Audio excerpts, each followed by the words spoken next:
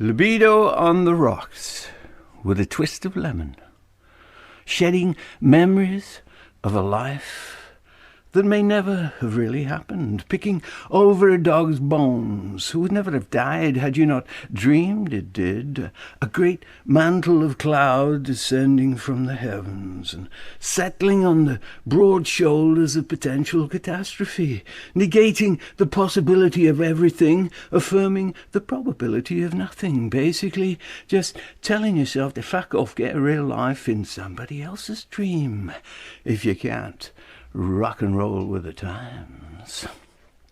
It's not easy to see somebody clearly in the flesh. Two bodies, two minds, two very subjective histories, one hell of a mix going on before either one can decide, well, there may be a match. The first thing we behold is an object to be desired, or an object unrequired. Our subjective must always remain subjective. The other can appear desirable as a subject and therefore no longer needs to be objectified. Two people subjecting themselves to the same conclusion, for a time at least, removes any objections. We seem to have a match. At least till one becomes the object interfering, no longer blending with the other's subjectivity, no longer complementing it, enhancing it, fulfilling it. It can get very complicated. If you're no longer desiring an object so deeply subjectified, now seriously compromising your own subjectivity. Follow the bouncing balls. Pornography, if only in the mind, rips right through these complications. You're simply taking care of yourself, your needs, your biological functions. You just have to clean up your own mess. No responsibility for anybody else's. That's their problem. No interference to your subjectivity. Can feel powerfully liberating, being so self-sufficient. Too many desirable objects in this world. How many can your subjectivity withstand before your own desires are being withheld and you're somebody else's subject and no longer your own? If we're alone in this world, may as well get used to it. And this loneliness needs some comforting. There must be more to life than complexity. I have pleasure at my own fingertips. Don't have to wait till somebody else is in the mood.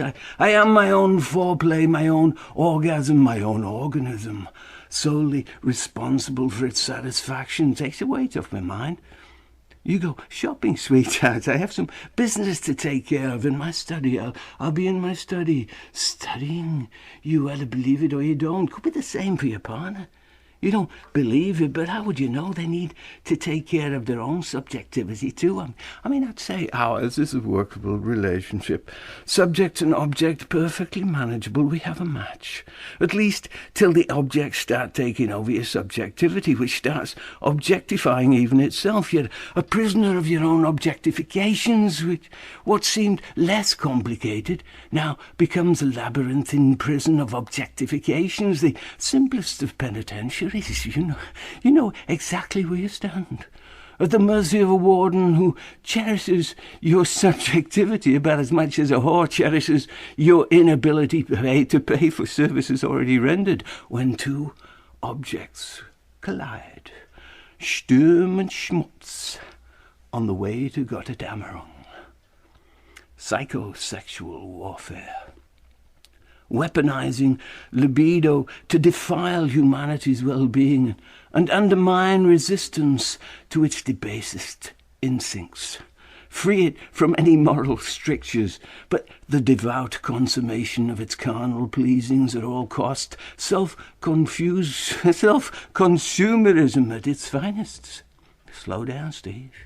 Gateway to addiction and enslavement, at the mercy of its most immediately gratifiable lusts, by default in the grip of whoever is most able and willing to permit and provide for such gratifications. In the post-war 1940s, the victorious Western Allies chose to punish Germany not with starvation but with pornography. Apparently, documentedly, a Jewish, scientifically inspired behavioral study initiative. a most sophisticated vengeance designed to degrade the Germanic character and culture, while at the same time making a profit from it, convinced of its efficacy. A similar initiative was unleashed in Europe, and the US, iconically tabloid-fronted by such as Wilhelm Reich and Dr. Alfred Kinsey, a syphilitic genius lunatic and a homosexual pederast charlatan. At the core of its program, you either believe it or you don't, at the core of its program, eugenics, contraception, abortion, sterility, depopulation, Planned Parenthood, the Germain tactics, pornography, psychiatry, mind control, behavioral modification, sex, drugs and rock and roll, and the promotion of all manner of unnatural acts in the name of free expression. It'll keep everybody preoccupied, divided, battling for their own identity's rights, while humanity as a whole is being locked down in a global dictatorship of a ruling elite. Hey, you either believe it or you don't. The wall creates itself. Behind your back, as suddenly as knowing when you're lost, the wall appears and catches you out. It's no use trying to climb over it. The wall is as high as is necessary to be insurmountable. It's no use looking for a door. The wall is formed perfect in itself, its only flaw being underground. You may dig a tunnel if you find the time, though you risk losing track of which side you're on. The wall itself communicates nothing. For all the wall cares, you are as fully informed as you need to be, and as free as the tunnel you may one day find the time to dig. I passed through the wall once. I was given permission to preview a state where all the things that made life worth living were either rationed out or verboten altogether. In my mid-20s, I was invited to write a libretto for a new musical, slated to be workshopped and premiered on a tour of Germany, finaleing in Berlin, both west and east, before the wall came down. I was about to pass through the wall. It was like the rising sun inverted its celestial circuitry. Dorothy, gone back to front from Technicolor Oz to dust-grey Kansas, dreamed to doom and gloom. The imagination, run wild, put into comatose quarantine. Returning to the west was like the sun coming up again, even though it was late at night, back to that half of the city that never sleeps.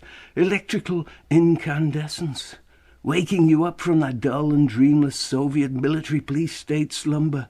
Germany gone schizophrenic, its integrity dissolved and divided, the price of losing the war and becoming preoccupied with somebody else's revisioning of guilt, shame, paranoia, freedom, and the lack of it.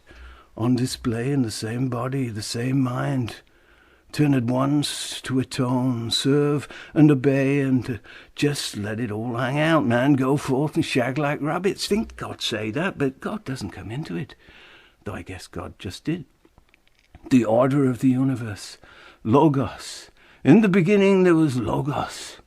I've been listening to this guy, E. Michael Jones, a Catholic gone rogue from his church, though not from its scriptures. Sacked as a professor by a Catholic college for opposing abortion. Must have given him a clue some shots had gone amiss from the Catholic canon. And lately he's been banned from every media outlet but his own website. Culture Wars, a minefield of erudite resistance to anything that seeks to undermine his faith. That the order of the universe has been seriously flouted and flaunted anathema to humanity's science-based progress. It was a revelation to me, revisionist history gone seriously profound. But back to Berlin, West Berlin, before the fall of the wall. I've been to Germany before, though, with a youthful, uncritical eye, hitchhiking, penny pinching, sleeping in railway stations, shop doorways and on park benches. I took things simply for how they appeared to be. My most vivid memory is nestling on the floor of a Cologne railway station with this 6 feet odd American guy with long hair and a guitar who told me he came from everywhere and nowhere, man. His mildly competent busking repertoire highlighted by Glenn Campbell's By the Time I Get to Phoenix. Unfortunately, by the time he got to Albuquerque, he was rudely and crudely interrupted by this tall, shabby, derelict-looking drunk Deutsche Herren who insisted on flashing us his bare rear end, which attracted the attention of some cops who moved the three of us out onto the street as if we were all part of the same fucking band. Some years later, on my expenses-paid theatrical tour, I was experiencing foreign parts from a very different perspective. Hotels, restaurants, nightclubs, formal receptions, smorgasbords, and politely or not applauding audiences. Significantly, or otherwise, one of my more vivid memories of West Berlin was trekking through an underground shopping mall that seemed to go on for miles. Interminably bright and sparkly, everything a body could wish to consume in one liberated lifetime on luxuriant display, including all this sex paraphernalia and lubricating magazines catering to every kink and titillation a young Yorkshireman had never imagined.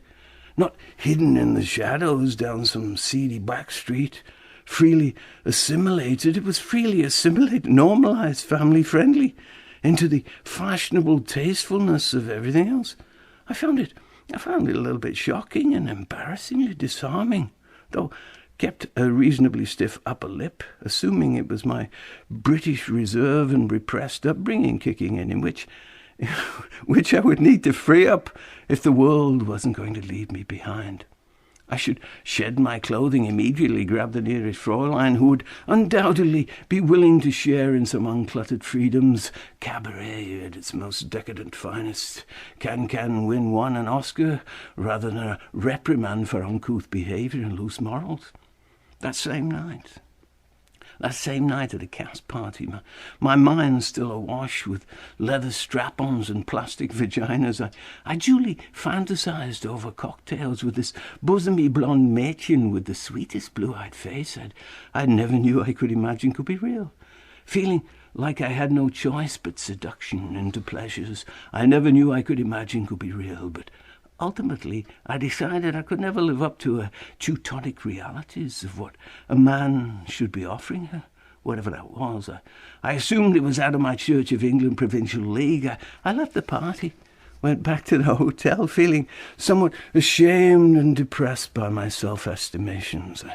I must have fallen asleep pondering my failure before I was rudely and crudely shaken awake by the director of our show, with whom I was sharing the suite, who proceeded to tease me mercilessly about all the fun I was apparently missing. He was having the time of his life. He loved Berlin. He ecstacised.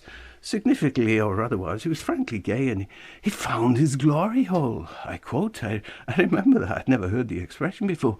Whether that was up some German mention's backside or not, I never asked, nor tried to imagine. He could be irritatingly obsessive, but I liked him well enough, and it was him who got me this gig, so let the children play. I did return to England feeling like I might have missed out on something I'd regret, consoling myself in the thought I might have avoided something I'd regret. The show went nowhere, and neither did my career as a librettist, but my guilty struggle to liberate my libido now had new champions for its cause. The free world of anything goes. I simply had to allow myself to go there. I knew it wouldn't be easy, but what choice did I have? Everything seemed to be conspiring to convince me it was absolutely necessary to shed the notion of sin unnaturally placed there by the vicar and his stuffed shirt minions. I needed to resurrect that ghost they'd buried into my psyche just to keep me living my life to the fullest.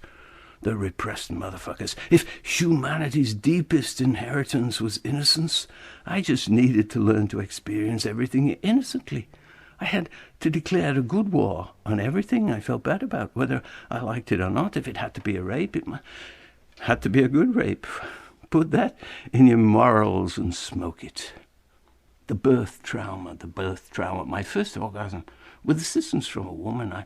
I must have relived that moment many times. Not always with a woman, not always with the same woman, but I suspect we all knew we couldn't possibly top the original. Unnatural to try, really. All my life I've been researching surrogates. Where did that original womb come from in the first place? the divinely reproductive, giving birth to itself, then spending the rest of eternity researching surrogates to appreciate its wonder. The pangs of mortality, the trickster's price we pay for not fully appreciating that bipolarizing wonder is forever beyond our understanding. At least till science and technology crack the code, which leaves us where? At the mercy of three-dimensional encryptions and artificial intelligence? The photograph of a wall, the photograph of a fence, the photograph of a stream, the photograph of an ocean, the photograph of a cloud, the photograph of a man and a woman preparing to be photographed. When I was at university, I saw this piece of theatre, several characters on a bare stage, male and female. And they were going on a great adventure up the cunt. I really don't remember what they finally found up there, though I did empathise with their premissory thrust. I remember they had flashlights and pit helmets. But it was either too deep or too embarrassing. I seem to have blocked out their actual discoveries, or if they came to any conclusion at all. I do remember it was a male who led the expedition, which, along with the word cunt, which at that time I could not imagine emanating from a female's lips, gave it some vaguely distasteful implications of rape. I was mildly shocked that any woman would choose to participate in this. I guess they were progressive feminists, but it did force me to reconsider that women might be equally fascinated by exploring vaginas as I was. What the heaven or hell was going on up there? If it was a rape, it was thankfully a theatrical rape. As one fool said to another fool, have you never laughed so much it made you cry? Or vice versa? Without vice, would there really be any challenge in this world? Have you ever not wanted to have sex with someone, but thought that you should, so you did? The mind overruling the body. Have you ever not been able to have sex with someone even though you thought that you should, but you couldn't? The body overruling the mind. Have you ever felt embarrassed, even ashamed of not being able or willing to have sex with someone? There must be some inversion of ethic going on here in your mind. It's like your mind's been raped and you can't stop trying to convince yourself it was a good rape.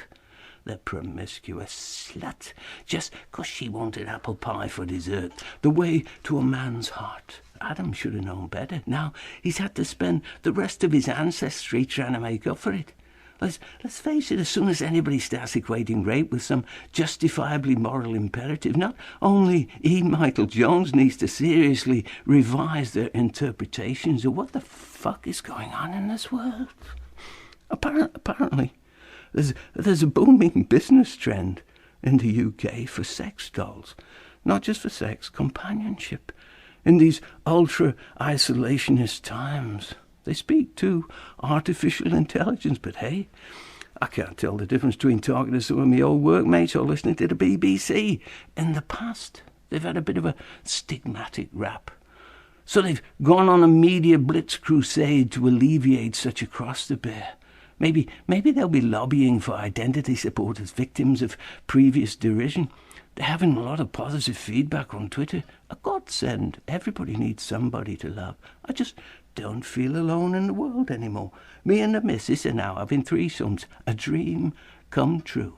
If you've never had some rough with rubber latex, you've never lived. You can even knock them around, no harm done. And they can come custom-made enhancements or appendages to taste. A little more expensive, of course. Don't knock it till you've tried it. And don't go knocking anybody who's tried it and found it a lifesaver. Who are we to judge anything? And God said, go forth and shag like rabbits. I was 18 years old. She was a year younger. I liked her, why wouldn't I? She was a very demure, sweet-natured girl with brown doe eyes. I took her out to dinner a few times. I was doing my friend a favour. She was Mickey's girlfriend, but Mickey had gone to live in another country for a year. Asked me to take care of her. Didn't want her pining for him, I guess. Inevitably, one night we finished up at her parents' house. Her parents either away or definitely out late, I don't remember. We started smooching and some heavy petting, then suddenly I realised she was putty in my hands. Unfortunately, so was I in her hands. I liked it. I just didn't want to have sex with it. My body was telling me what my mind refused to consider. Something just wasn't right. I couldn't help wondering if she felt she just wasn't desirable enough. I felt bad, felt like a failure, though I couldn't decide if I was failing her or myself. I just knew something was failing. She didn't say anything. I left. That was the end of our obligatory romance and any ambitions I had for becoming a gigolo. And should I thank God or the vicar for that? And for not becoming a rock star or a politician or anybody so rich they can transgress with impunity. Though, of course, transgression is all in the mind, especially if you can get away with it and laugh about it later in your best-selling autobiography of a life lived to the full. And any traumatized bodies left in your wake, just collateral damage to a culture-driven imperative.